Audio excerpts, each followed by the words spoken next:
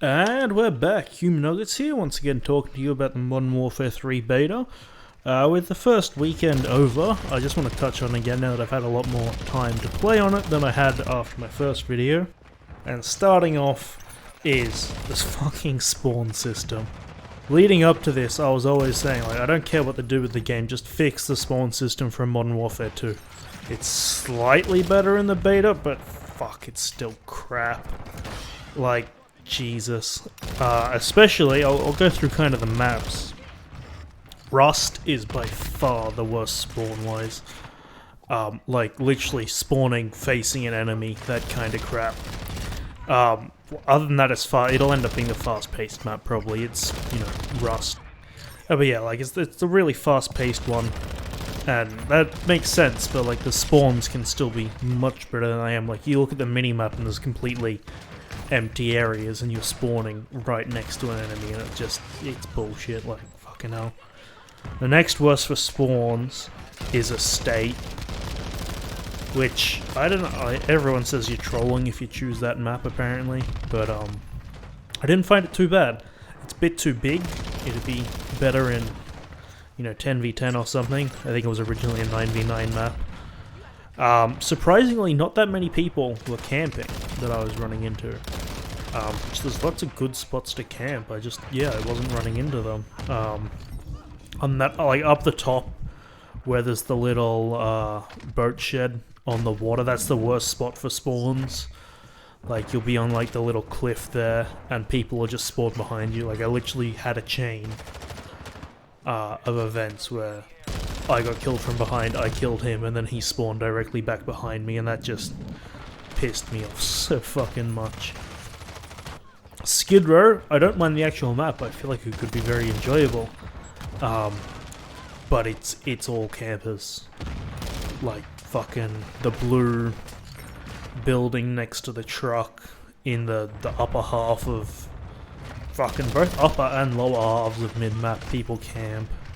Like either using the car for cover or just flipping between the little rooms upstairs, or just staying in one room as like groups of 3 people, which is by far the worst.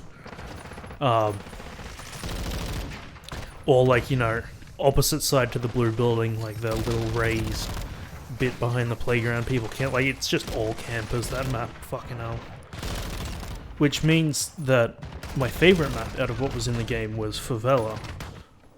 Which was so anxiety-inducing because there's so many sightlines everywhere.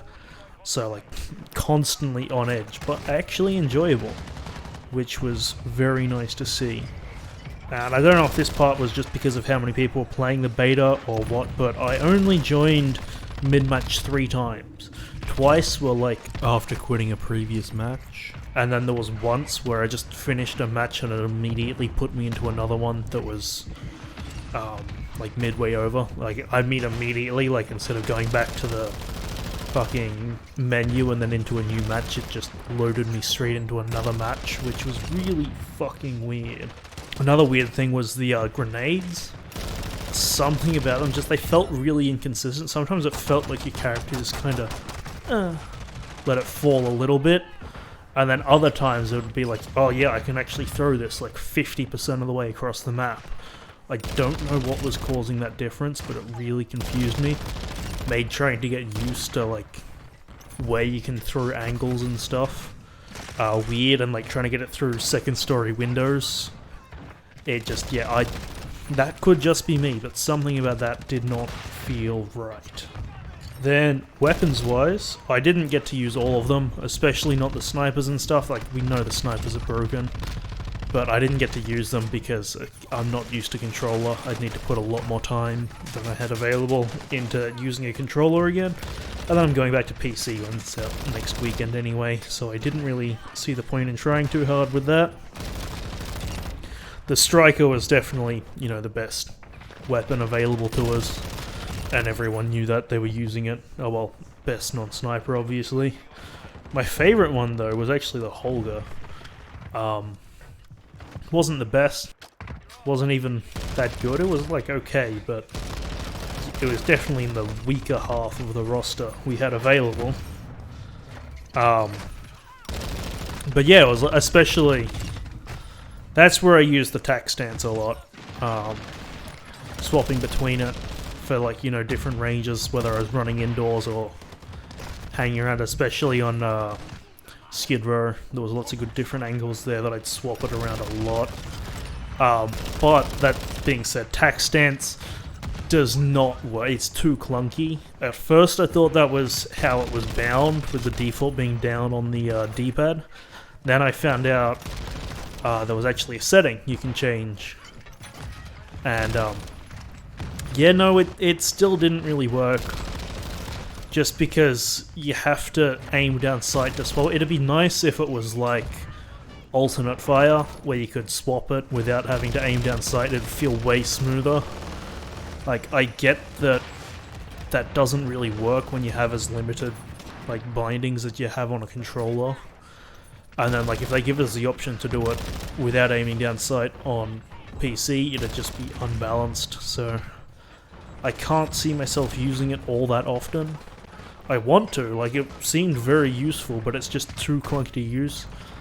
And I ended up using aim down sight in sprint, because that's I've got a scuff controller and I have sprint on one of the paddles, and it seemed like a good idea, but in the end it was like, if you are holding down sprint already when you aim down sight, it'd start swapping between them, which was annoying, because normally, you know, I'd like aim down sight and then like release a sprint so I'd get maximum time. I was just how I was playing, and it'd be really annoying to just start fucking switching between them. Then another weapon that I think needs, this one I actually think needs a change, not just a comment on it, is I think it's the Lockwood 860. I don't mind how small, but like, it's got a pretty small one-shot range, but I feel like it drops off too quickly after that. Like, even within the same room as someone, I could be getting, like, it'd take more than 2 shots to kill. And then by that point, even with, like, the slowed down TTK of everything, I'd be dead. So I feel like it doesn't need a big buff for it to be overpowered, but I feel like either, you know, the 2-shot damage range,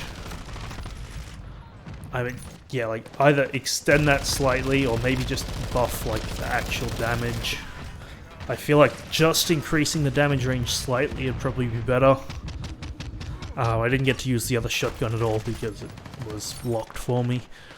But yeah, it's not bad. As I said before, I agree that having a really close one-shot kill range, that's fine.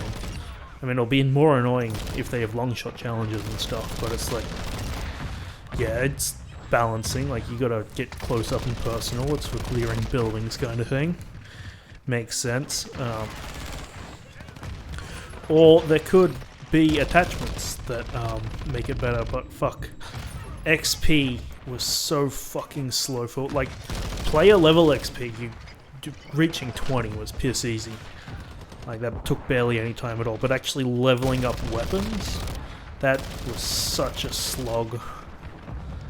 Real pain in the ass. Like, that was one of my other least favorite parts about it, was just how long it seemed to be taking. Obviously, like, I wasn't performing that well, but it still seemed to be very slow. I think that's kind of all I have to say about the beta from after that.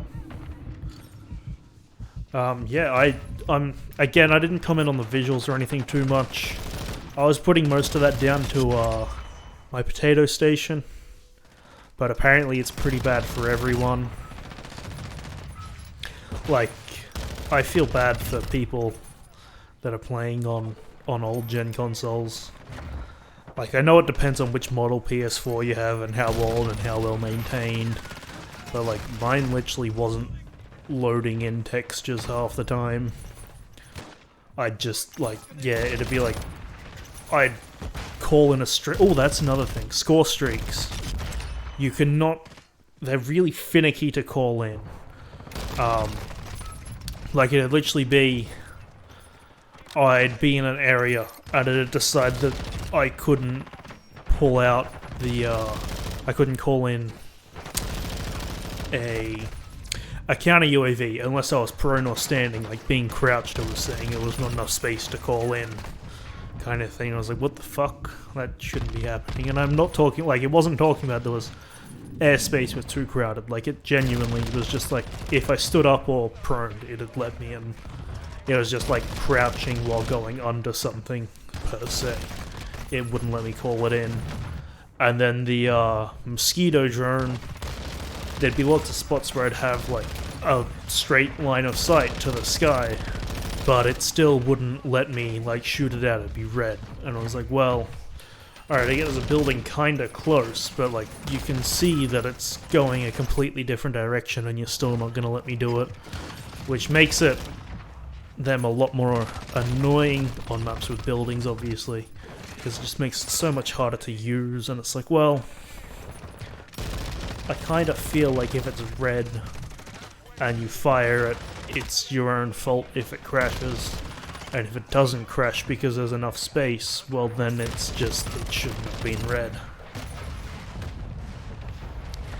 I can't remember what I was saying before I went off on that tangent about score streaks. But I think that's where I'll leave it for today. I hope you have enjoyed, and I will catch you in the next one.